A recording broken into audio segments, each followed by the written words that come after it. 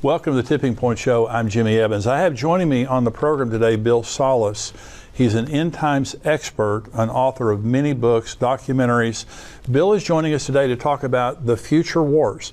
He was with me a couple of months ago talking about his new book, The Future War Prophecies. Well, what we've seen now is those wars have begun.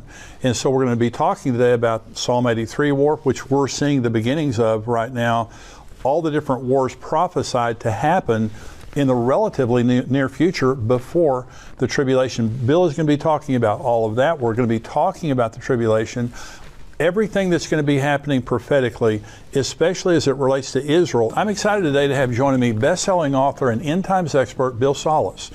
Bill is the founder of Prophecy Depot Ministries. He's written many books about the end times, produced 14 DVDs, and he's an author and speaker I've learned a lot from over the years. And I'm very glad to have him joining me today because we're talking about the war in Israel and the prophetic implications of it. We're specifically talking today about Bill's new book, The Future War Prophecies. Bill, thank you so much for joining me today. And we're going to be talking about your book, The Future War Prophecies. And you were on the show a couple of months ago, and we were talking about this, but today, this is happening right before our eyes, isn't it? It really is. We had talked about the prophecies that we thought would be coming fairly soon. Now we think they're coming even sooner now in light of what's going on in the Gaza, like Psalm 83, the Arab-Israeli conflict, Isaiah 17, the destruction of Damascus, probably even Jeremiah chapter 49 dealing with the disaster in Elam. On a modern-day map, you would have Elam, which hugs the Persian Gulf, and you have Persia, which is the other portion of Iran. So we're looking at prophecies written several thousand years ago that are stage setting and about to unfold, in my estimation, Jim. And you talk about God's peace plan, and I want you to go through this because we're going to talk about the Psalm 83 war, which really is unfolding right now. And you wrote a book on that back in 2013, 2014? I did, absolutely. Psalm 83, The Missing Prophecy Revealed, How Israel Becomes the Next Mideast Superpower. And we're going to talk about that war that is really happening right now. Let's talk about God's peace plan. Now, related to the Mideast peace, the Biden administration, I'm thankful for the military support the United States is giving Israel. This war probably would have been escalated beforehand without all the military presence of the United States. However, the Biden administration is pushing hard for a two-state solution. So why is that important? Right. Well, he's following the same failed footsteps of his predecessor. Clinton, of course, tried to do it in 2000 at the Camp David summit with Ehud Barak, the then prime minister of Israel, and Yasser Arafat. Of course, Yasser Arafat walked out when so much was offered, but he didn't accept it. And then, of course, George Bush tried the same thing in 2005, and even Obama with John Kerry in 2014. Matter of fact, I introduced this peace plan that we're going to talk about in Jeremiah chapter 12 at that time in April of 2014 on the Daystar program with Marcus and Joni, and she'd asked me because there was negotiations going on with John Kerry and Mahmoud Abbas for the Palestinians and Netanyahu, of course. And she said, what would I tell John Kerry in light of what's going on? And this was, of course, after that show that those peace talks fell apart like 2 weeks later, as I anticipated they would. So what we talk about here in the next moments are going to be what God had planned for the Middle East peace plan, knowing of all the conflicts that were inevitable to happen, foreknowing what was forthcoming. And I think it's important that everyone should understand, because right now Joe Biden is, of course, trying to promote the two-state solution. He always did, but after what happened with the massacre with Hamas and what was going on there, the brutality, of course, he sort of put that on the shelf because, of course, you wouldn't want to talk about that right now. You wouldn't want to necessarily give land to the enemies of Israel right now. But, of course, he would, at this point, he's moving back into that direction. You're seeing the headlines starting to talk more and more about the two-state solution. That is the only solution they believe will work. But that's not the point. God has a solution that will work and is already in process. Is that found in Jeremiah?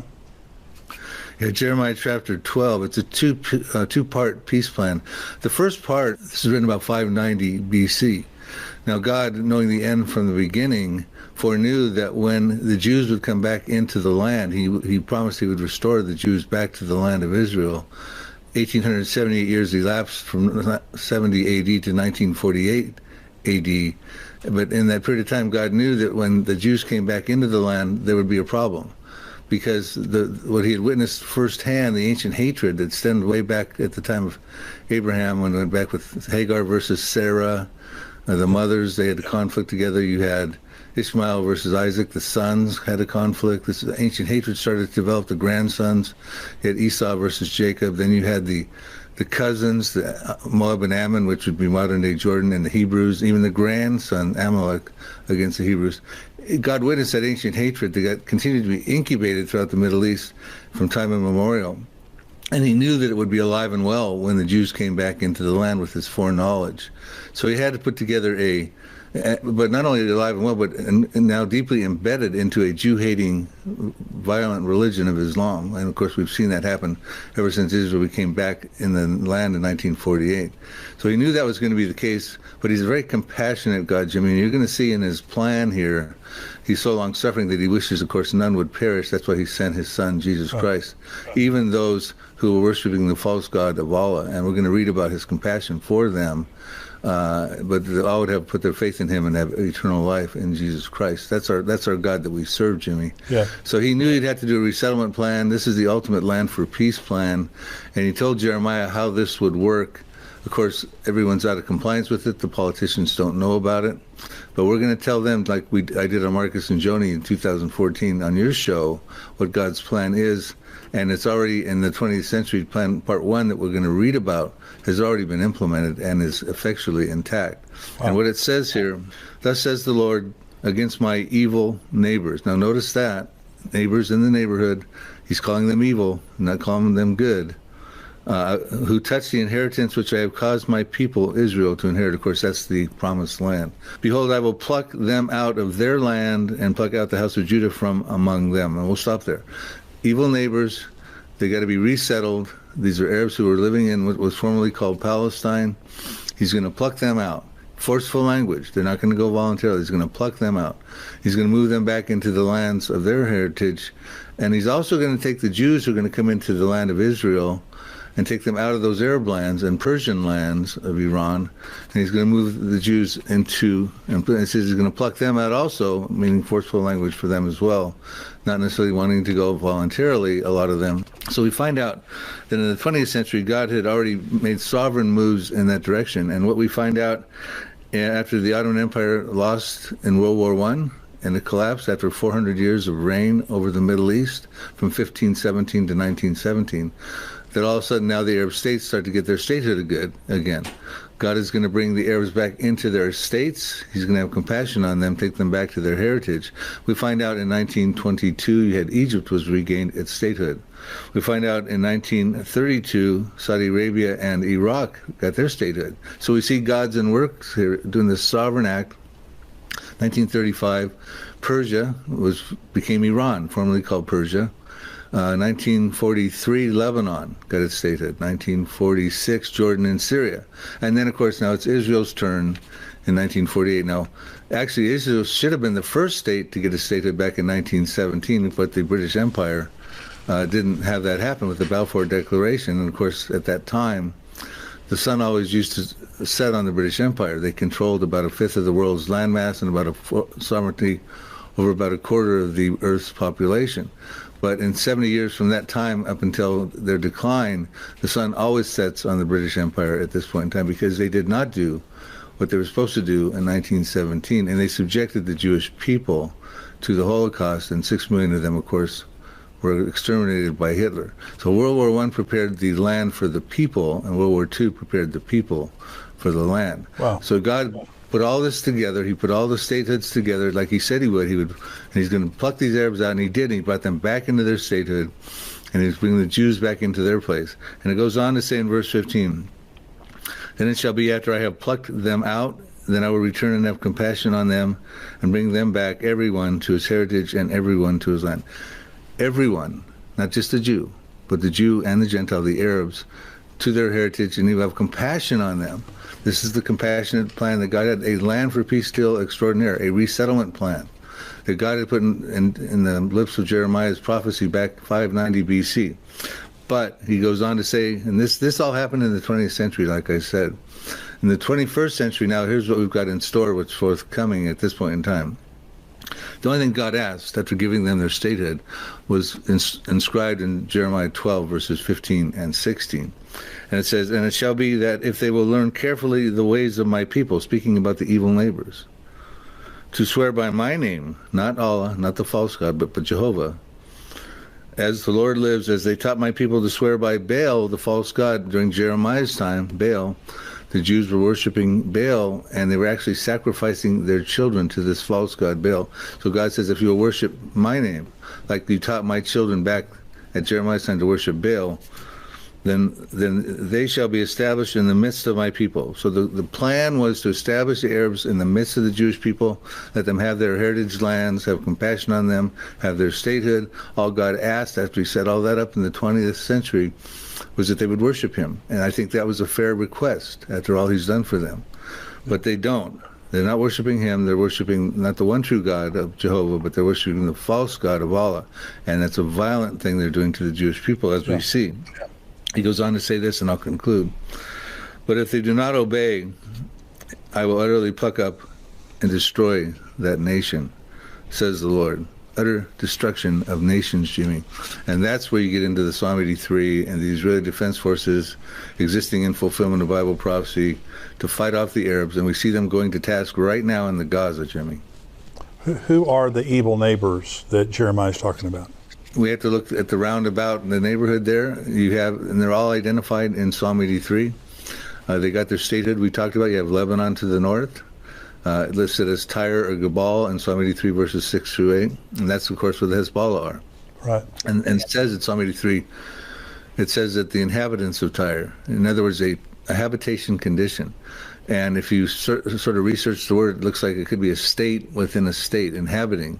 And of course, Hezbollah is a state within a state that was set up, a proxy group set up by Iran. So I would probably put Hezbollah is in there as part of the evil neighbors, but Lebanon is involved. And there you have Syria, where of course Bashar al-Assad is a proxy of Iran as well, and he used chemical weapons over 300 times in the Syrian revolution. He's a threat to Israel. You also have Iraq. You have Jordan, fragile peace treaty with Jordan right now, but I can show prophecies, and I do in the Future War book and the Psalm 83 book, that Jordan's peace treaty will be voided out and there'll be a war. Egypt, I believe, would be in there. You have the Palestinians identified in Psalm 83 verse 6 as the tents of Edom. The Edomites have ethnical representation into the Palestinians today. The Edomites were fathered by Esau, who's the twin brother of Jacob. Jacob later became called Israel. But Esau fathered the Edomites, and we're told in Psalm 83 verse 6 that there'll be the tents of Edom. They're listed first as if it's their plight that's being bannered by the 10-member Psalm 83 Confederacy. Tents of, biblically in this scenario, means refugee encampments. So we have the Palestinian refugees being identified for us 3,000 years ago when Asaph wrote this prophecy. And it's, of course, their plight for the two-state solution that's being bannered, and even Joe Biden is falling into that trap. And so then you also have Saudi Arabia and the Gaza, the Philistia area, where the Hamas are, the Sinai area. These would be, in my estimation, the nations that share common borders with Israel, that have harbored this ancient hatred from time immemorial against Israel. And those are the nations and terrorist populations within them that the Lord is saying will utterly be plucked up and destroyed if they don't worship God like they taught the Jews to worship Baal back in Jeremiah's time. And they're not going to, Jimmy, as you can tell, they're not going to do that. They're not going to pull themselves apart from Allah. And in my estimation, as we see these wars start to come forward, prophetically put together and foretold, Allah is going to lose his Akbar. You know, that means Allah is the greater God. Well, Allah is not the greater God, and Jehovah is the true God. So how are they going to be plucked up, Bill? I mean, if God says that these evil neighbors are going to be plucked up, does that go back to Psalm 83? I would turn our attention to Psalm 83, but within Psalm 83, it talks about the goal of the Confederates in the first 5 verses. It says they want to come together, they form a crafty plan to wipe Israel off the map, to cut the nation off, that the name of Israel can be remembered no more. It says they form a confederacy against the Jewish people, against God's people. God's people. Then it goes on in Psalm 83, verses 6 through 8, and identifies who they are, which we just did, the evil neighbors that got their states, that are not worshiping God as they're supposed to. They're out of compliance with God's peace plan. They will utterly be plucked up and destroyed. Then Asaph goes on through verses 9 through 18 to conclude the psalm and petitions to God how he would encourage him to respond to this belligerent Confederate attempt to wipe Israel off the map. And we see that the peripheral prophecies that we can get into that talk about the Israeli Defense Forces fighting off these evil neighbors, destroying these populations in these countries, like for instance Isaiah 17. Damascus will cease from being a city, it will be a ruinous heap, it will be reduced to rubble. Jeremiah 49 verses 2. There'll be alarm of war in Rabbah of the Ammonites, that's Ammon Jordan, and it shall be a desolate mound, and Israel shall take possession of his inheritance, which is the promised land. So the Israeli Defense Forces are in a number of peripheral prophecies that would be a direct response to Asaph's petition as to how to empower the Israeli Defense Forces to win the wars and destroy those enemies of Israel. And I can get into the examples he used, but I don't think that's necessary at this point of the show, because I want to draw our attention to Zechariah chapter 12, verses 2, which says the time is coming when these evil neighbors will make a final siege on Judah and Jerusalem. It says, behold, I will make Jerusalem a cup of trembling or dizziness or intoxication in some translations unto all the people round about, the evil neighbors, when they try to lay siege on both against Judah and Jerusalem. So we're going to find out there'll be a final siege attempt on Judah and Jerusalem. Of course, they think Jerusalem is the third holiest city in Islam, even though it's not mentioned one time in the Quran. But they think it's the third holiest city in Islam. Of course, that's where the Temple Mount is, and Jordan has control over that. So they're going to take a final siege on that, and what's going to happen is the Lord's going to intervene. And we're told in Zechariah 12, verses 3 and 4 and 5 and 6, that the Lord is going to intervene supernaturally. He's going to level the playing field. I get into the things that are going to happen. If time permits, we can go over them in this show. But he's going to divinely intervene and work in concert with the Israeli Defense Forces. And when he levels the playing field, we're told in Zechariah 12, verse 5, that the Israeli Defense Forces are going to be gaining so much confidence because they've seen that the Lord has divinely intervened on their behalf. And ultimately what it says, and I'll read Zechariah 12, verse 6, it says, in that day that they try to lay a final siege on Judah and Jerusalem, the countries round about, the evil neighbors, I'll make the governors or the captains, read that as the Israeli Defense Forces of Judah, like a fire pan in the woodpile, and like a fiery torch in the sheaves, and they shall devour all the surrounding peoples, all the evil neighbors, on the right hand and on the left hand. And of course, all those countries we listed are on the right hand, and on the left hand of Israel, the nations round about, the evil neighbors. But Jerusalem shall be inhabited again and in its own place, Jerusalem. So they're going to try to take Jerusalem away from Jewish sovereignty. They're going to try to have a Palestinian state. That's the goal of Psalm 83. They don't want a two-state solution. They want a state called Palestine. They don't want an Israel. Two-state solution will not work. It'll play into the hands of the enemies of Israel. That's right. And ultimately, Jerusalem will be inhabited by the Jewish people. And that's when Israel can dwell securely, which is a prerequisite for Ezekiel 38.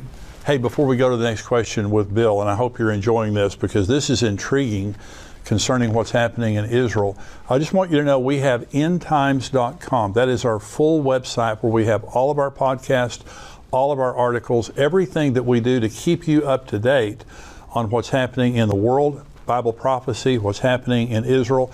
If you haven't subscribed yet, go to endtimes.com, $7 a month. You can be a subscriber and you get everything that we do.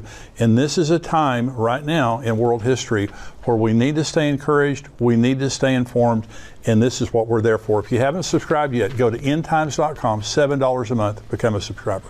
So do you think, and I want to put on the screen because you were talking about prophecies involving the Israeli Defense Forces, and we don't have to go through all of these specifically, but we're going to put on the screen here, there's Israeli Defense Forces versus Iran, that's Jeremiah 49, versus Syria, Isaiah 17, Jeremiah 49, versus Hamas, Zephaniah 2:4, Ezekiel, then Psalms 83, Palestinians, Hezbollah, Jordan, Egypt, Saudi Arabia, and the hostile neighbors. And so all of these prophecies are there which you see conflict with many of them right now with the IDF, and the ones that aren't in conflict today are rattling the sword, including Jordan. Jordan's disposition toward Israel has changed dramatically in the last 3 weeks. And so they did have kind of a pseudo peace, but now they've changed their disposition a lot. So this is all prophesied. So Bill, let me ask you this question, and I want to talk about the tribulation and pre-tribulation prophecies. So you believe that what we're witnessing right now is the beginning of the Psalm 83 war? I think there's three things I'm watching pretty closely, Jimmy. I think they will ultimately culminate in the utter destruction of those nations that are out of compliance with God's peace plan in Jeremiah chapter 12. And I think the sequence of events, and I could have this off, but I think it's going to be involving a war with Syria and a war with Iran. Iran, of course, will call on their proxies, Hezbollah. They've already got Hamas into the fray, of course. Right. Syria and the Houthis, of course, have also lobbed a missile at Israel at this point. Shiite militias in Iraq. The Jeremiah chapter 49 prophecy of Elam talks about a disaster on the west coast of Iran, written in 596 BC by Jeremiah. It says that there's going to be a time coming, and I believe that time is now, where the Lord is fiercely angry with the leaders of Iran, because he says he's going to destroy from there the kings and the princes. And the reason that he's angry with them, and he's going to bring about a disaster, the prophecy talks about, in that area on the west coast of Iran, is because they want to launch something lethal somewhere, and I believe that would be at Israel. And it says he's going to break the bow of Elam at the foremost of their might, so they won't be able to do that.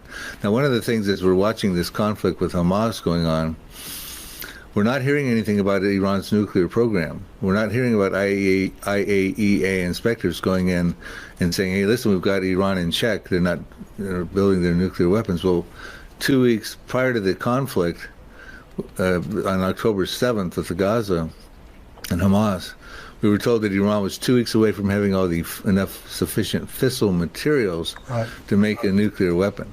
Yeah. So in my estimation, Iran is moving fast forward in turbo mode to get not one, but maybe multiple nuclear weapons. Maybe one of the reasons they're not calling on their proxies to go full throttle in this Hamas-Israel war just yet.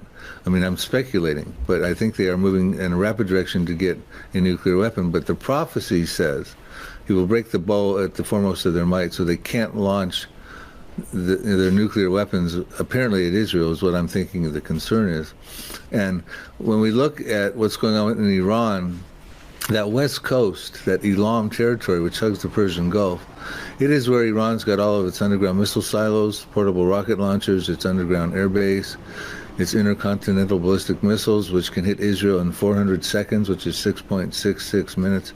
They can put nuclear warheads on those.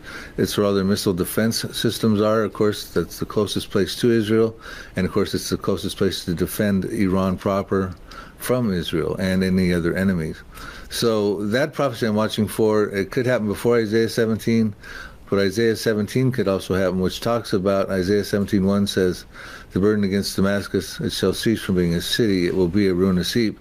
And we're told that is caused by the children of Israel. We're told in Isaiah 17, verse 9, that in that day when Damascus ceases from being a city, it will be as a forsaken bough and an uppermost branch which they left because of the children of Israel, and there will be desolation because of the children of Israel. The Israeli Defense Forces in Isaiah 17:14 says, then behold, at eventide trouble, and before the morning he, speaking of Damascus in the masculine pronoun, in the morning he is no more. This is the portion of those who plunder us and the lot of those who rob us. Remember, they're going to try to lay siege on Judah and Jerusalem ultimately. They're going to try to rob and plunder. But Damascus will be destroyed. Matter of fact, Jeremiah chapter 49, verses 25 asks a rhetorical question, also dealing with the destruction of Damascus, I think from a different camera angle. It says, why is the city of my praise not destroyed, but your city, Damascus, is desolated? I'm paraphrasing. Why is Jerusalem not destroyed, but Damascus is going to be destroyed overnight? So one night we're going to see Damascus, but in the morning we're not going to see it anymore. And Israel has the type of weaponry, probably a tactical nuclear weapon, to take out a city overnight. and they have to be careful where they launch it, the burst altitude, so that they don't bring up the mushroom clouds with all the contaminated particles. But they know what burst altitude to launch a tactical nuclear weapon, to take out a city, but not have that debris and the wind patterns blow it back into Tel Aviv and that sort of thing. You're saying that all of this, the Psalm 83 war, Jeremiah 49, Isaiah 17 is pre-tribulation? Is that what you're saying? I am, because when you look at understand the two compartments of the tribulation, 7-year tribulation, the first 3.5 years, the Israeli Defense Forces are very inoperable. They feel that they're in a peaceful mode because of Daniel 9:27 and Isaiah 28:15 talks about a covenant that gets confirmed by the Antichrist with Israel and the many. Isaiah says the many is death and Sheol. So in some of my books I put a face on who that is, but the point is they get a covenant. It's a 7-year covenant. Daniel 9:27 talks about it as well. But in the mid part of that 7-year period, at the 3.5-year point, it gets violated as the Antichrist goes into the Jewish temple, which will be standing at that time, and desecrates it. And Jesus says in Matthew 24:15, when you see that abomination of desolation spoken by Daniel in the holy place, he tells the Jewish people to flee, and he tells them to flee to the mountains, which we find out, and I pinpoint the location in my Future War Prophecies book. The location is in southern Jordan of the Petra area. So in the first half, they're not fighting anybody because they're living in peace. Matter of fact, they're so complacent they can't even stop the Antichrist from going into the temple and desecrating it at the mid part of the trib. So they're not fighting. The Israeli Defense Forces is inoperable in the first half. In the second half, they're inoperable because they're fleeing for their lives because the Antichrist is going to come out of the temple. He's trying to commit genocide of the Jews, and according to Zechariah 13:8, 2/3 of the Jewish people in the land will be cut off. But Zechariah 13:9 says, but 1/3, a faithful remnant, will come through that tribulational period, and they'll call for Jesus Christ to return at the second coming. They say, blessed is he who comes in the name of the Lord, fulfilling Matthew 23. And he will come for them, and he will rescue them, and he will destroy the Antichrist and his armies at that point in time. So they're not fighting in the first half, they're not fighting in the second half. They're not fighting in the millennium because we're told in Micah 4 that the Lord Jesus Christ will turn the spears into plowshares, and the swords into plowshares, the spears into pruning hooks, and they shall not learn war anymore.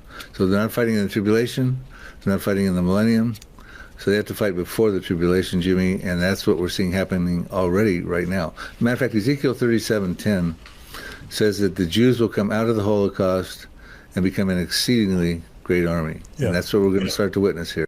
We have the wars that need to happen before the tribulation begins. And by the way, I want to mention again, your Future War Prophecy book, you talk about all of this.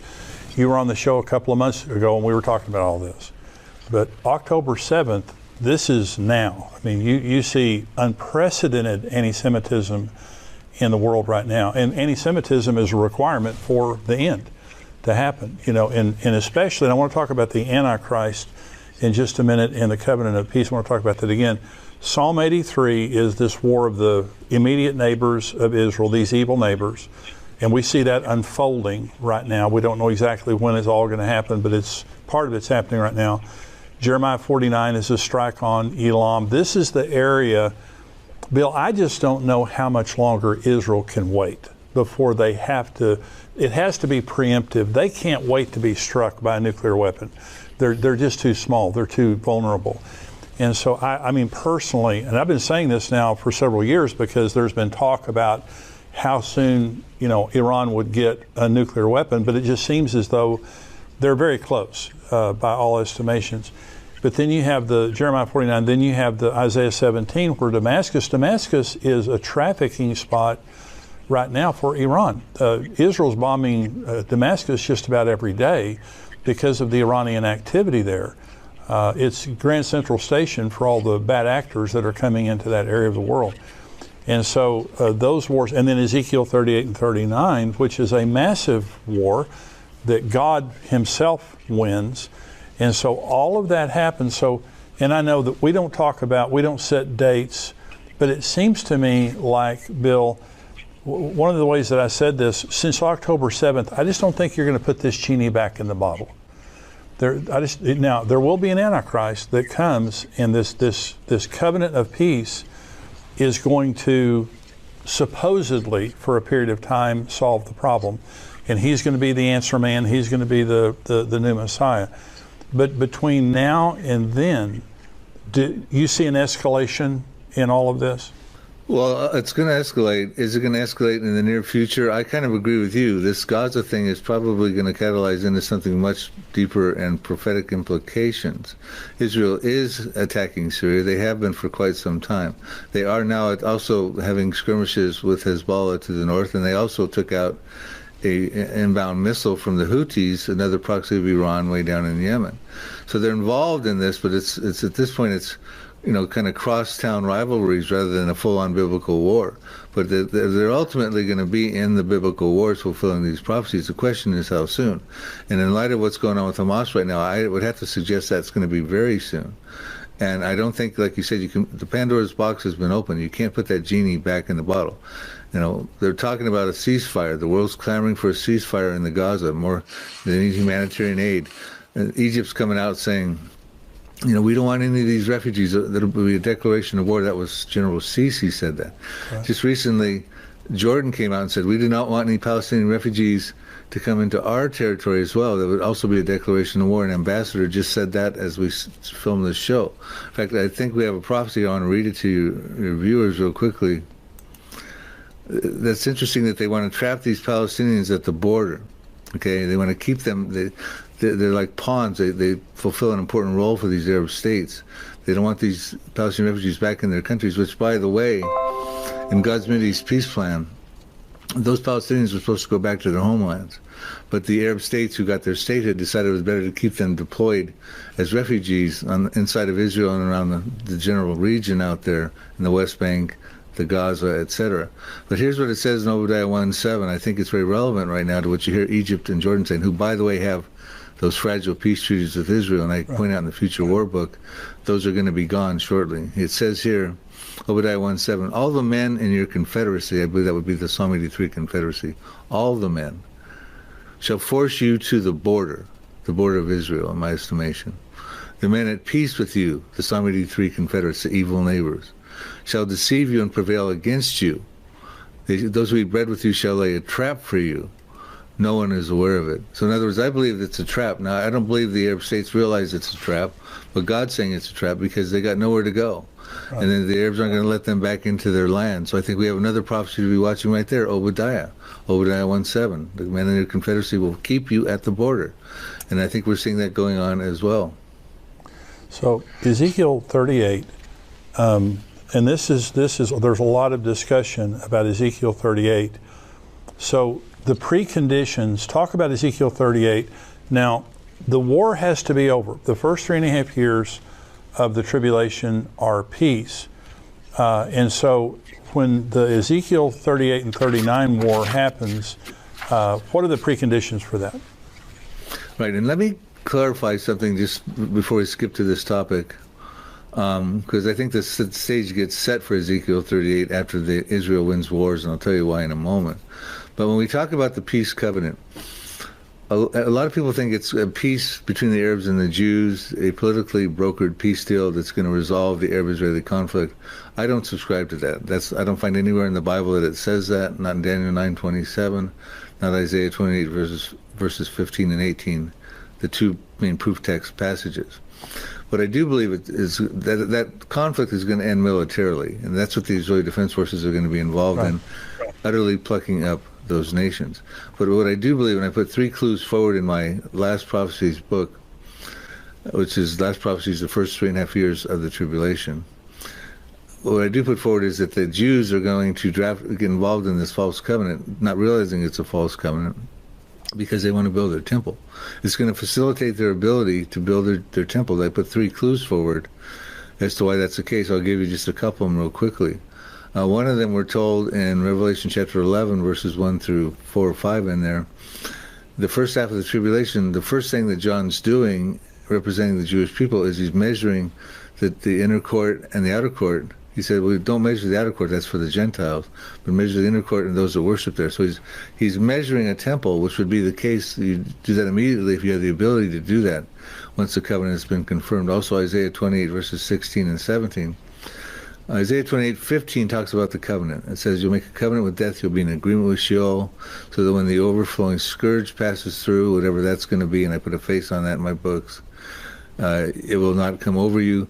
You sign on this in lies and falsehood. In other words, it's politically expedient for the Jews to sign this covenant so they can build their temple. They want to build their temple because they think that will hasten the coming of the Messiah, because they don't realize Jesus already came as the Messiah.